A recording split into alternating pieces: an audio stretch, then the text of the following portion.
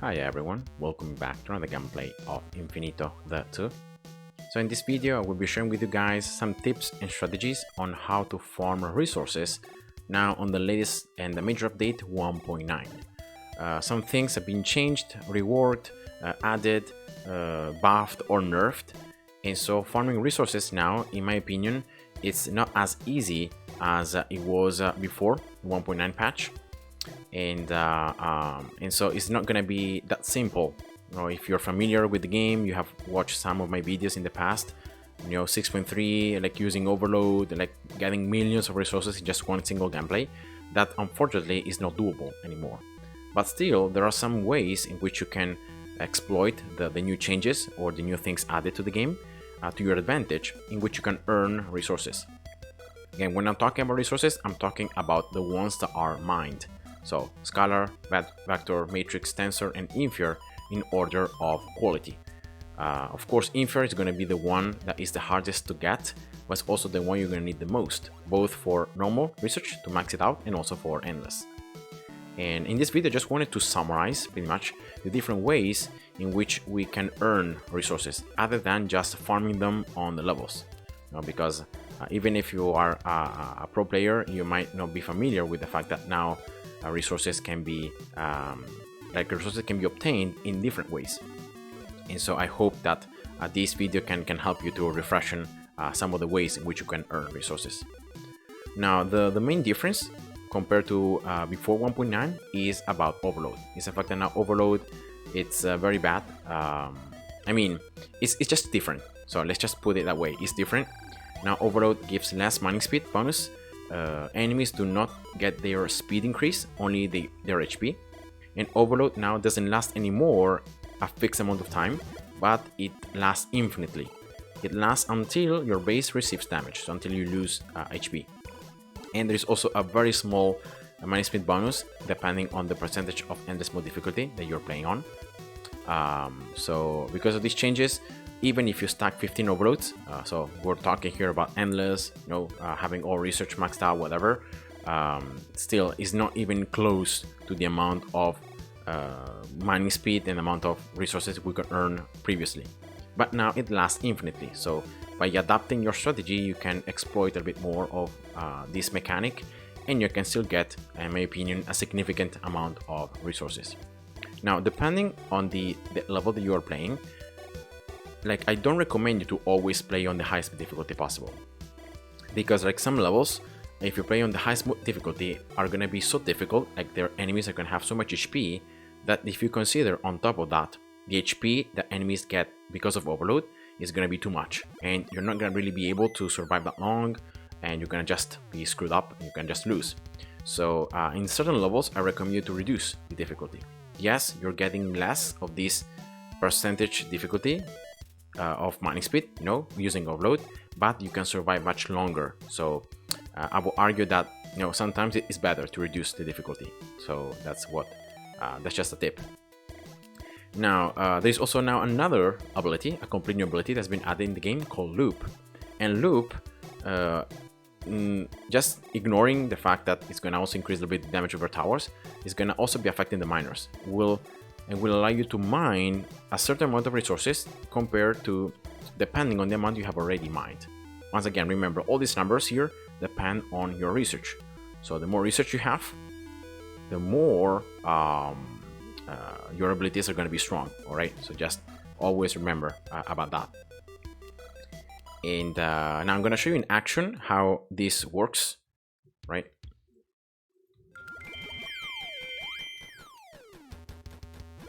So yeah. Now the cool thing about overload now is the fact that, well, it doesn't last anymore infinitely. It doesn't last a fixed amount of time. You don't have it anymore, the icon in the bottom, but now you find the icon on your base. So when you use it, there is a little like sound, and if you look at your base, you can already check how many overloads active you have, so how many stacks you have at that moment. In this case, I have one. If you click on your base, and this is the best thing, in my opinion, of these changes on overload, you can actually see the amount of stats you are gaining. So yes, enemies are tougher, so they have more HP, but I'm also gaining more mining speed. And again, if I place a miner, right, the extra mining speed I'm earning is always referred to the base mining speed. So in this case, is this number here. If I use another stack, you can see that the base amount has been increased. Then of course you have the modifiers, which depending on how many you have, the efficiency also is reduced. So that's another way why now farming resources it's worse than before, because before 1.9 all the miners gave 100% efficiency. So if you had like 4 or 5, you can earn a ton of extra speed. Now for each modifier you have connected to the same miner, they become less and less efficient. Then of course here's the double time depending on the amount of oops, I don't know why here. Okay, click close to close. The double time because of the early wave calls, alright? And that's the final number of the speed that your miner has, considering everything. So consider the base speed and so forth. Now, if I go back here to overload, you can see that with each stack that I have, there is a higher discrepancy between the enemy toughness, so the extra HP, and the mining speed. So that's why, if you can, you always want to have as many overloads as you can active at the same time. I'm gonna just put here my sniper so that I can survive. Right? Yeah, just like that. And so the more stacks you have active at the same time, the higher the mining speed you get compared to the toughness of the enemies. So that's why you want to have always like as many stacks as possible. And again, I recommend you to like try to use these stacks of overload as quickly as you can, just as you start the gameplay. Like place down your miners, start upgrading them, you know, whatever, but always make sure you're using these overloads, having enough defenses on. But use them, because the higher stacks you have at the same time, the higher the amount of mining speed you have compared to the HP of enemies. And that's the maximum, so that's a 15 stacks. And remember, now these stats are infinite. They don't stop until some enemies can leak and can reach your base and you lose HP. That's when you lose stacks. For each enemy that makes you lose HP, you lose 1 stack of overload. That's pretty much how it works. And that's overload. Now, talking about loop, I'm just waiting here to have enough energy for loop. Loop is this ability that, depending on the amount of resources you have mined, is gonna give you a certain amount of extra resources. And once again, here I'm gonna use it around 40,000. Yeah, here we go. See the number, right? That's the green number is the extra amount of resources I'm mining because of the amount I've mined already. And again, loop is not gonna change your base mining speed. It's not gonna change your total mining speed. So it doesn't affect these stats here. It's just something that affects the resources considered, alright? So it's like my matrix is mining not only from the source, but it's also mining from the loop. So it's mining like double resources. So this is like going faster, something like that, alright? And because this green number, you can see when the ability is gonna exhaust it. And when it's exhausted, then it goes back to normal, as you can see. And that's how loop works. And of course, if you use it again when the miner has even more resources mined, well, it's gonna give more resources. Okay, so that's very simple. That's how loop works, and that's why loop is an ability that you don't want to use very early, because very early you don't have that many resources mined. But you don't also want to use it too late, because if you use it too late, then enemies become too tough, or you are risking, you know, not being able to collect all the resources. And so you might be wasting some of them. And so yeah, just remember about that. And yeah, those are the 2 abilities in action. I think I just covered everything. And this is how to use, you know, this newer overload, trying to survive as long as you can, having the 15 stacks, having enough defenses, and really making sure that no enemies can sneak through, so that way you're not losing stacks and you're not exploiting this extra mining speed for as much time as you can. Now, what happens if enemies start leaking? Well, very simple. You lose stacks. For each enemy that it leaks, you lose 1 stack. See here, 1 enemy, 1 stack less. And yeah, the more enemies, the lower stacks. Until, you know, if enough enemies leak, then you lose all the stacks. And yeah, that's just it. That's how this new overload works. and that's how you can use loop with it, you know, trying to farm a little more resources.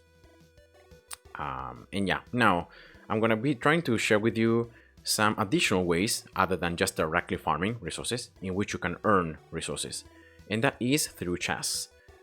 Players sometimes they forget that chests are very good ways, especially legendary and epic chests, to gain resources of all type. Of course, legendary ones are gonna be better because they give naturally more resources. For example, here I'm gonna open 200 and see I got like 62.2 thousand Infer, 122,000 Tensor, I got Matrix, I got Vector, I got Scholar, and yes, I got a lot of other stuff which, you know, I might use on cast maps, I may use for other things, but it's mostly about resources. And the same happens here with the epic chest. It's gonna be a lower amount of resources and also a lower chance of having legendary, so that's why it's a lot less like inferior, but still it's all resources you can earn. And so never underestimate the chests. So using keys, you know, to get the chests and to get resources in this way. Remember as well that if you start stacking too many resources of like Scholar, Vector, Matrix, you can always craft the lower resources into higher tiers.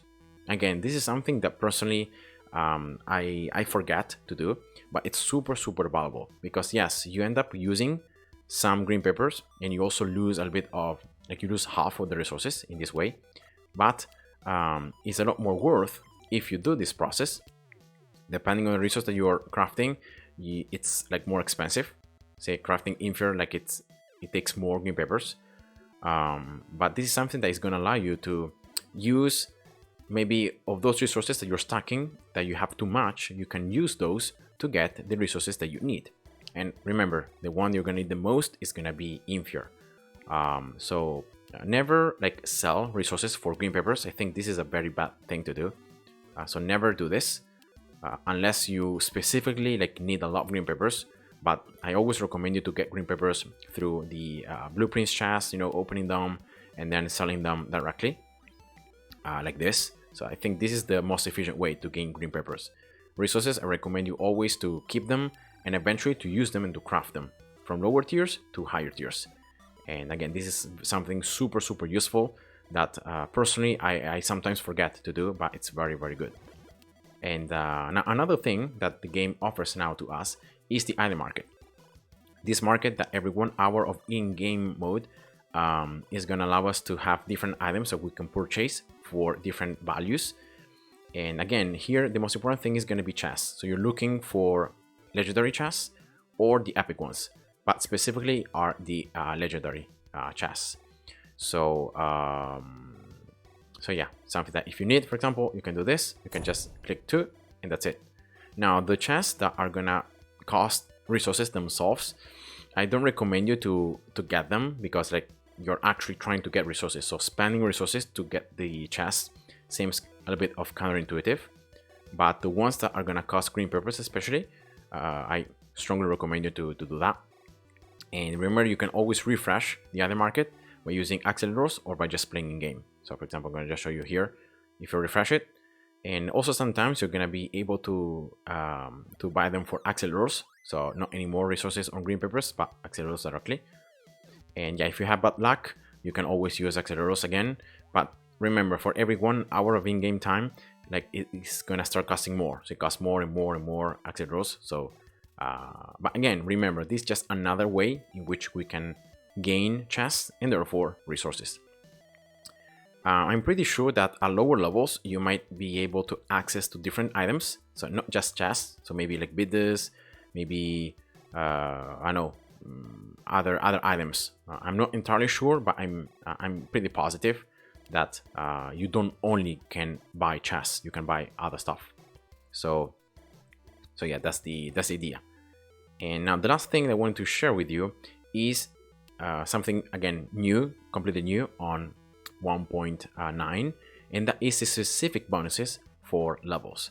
So you might find these numbers here on the top right corner of certain levels. These levels are going to be random, and this is going to be a specific bonus, as you can see right here, for that level, for that particular resource.